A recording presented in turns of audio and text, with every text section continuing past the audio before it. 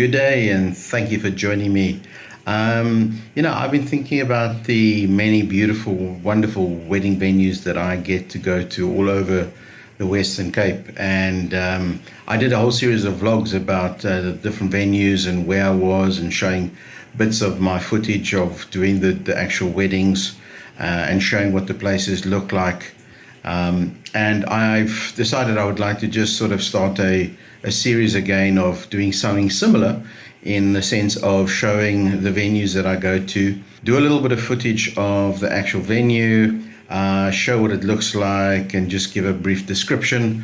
And yeah, hopefully that would be able to give you a bit of an insight into the actual beautiful places that I go to. I will be highlighting that as I go forward into 2025. Cannot believe we're at the end of the year. Wow, amazing.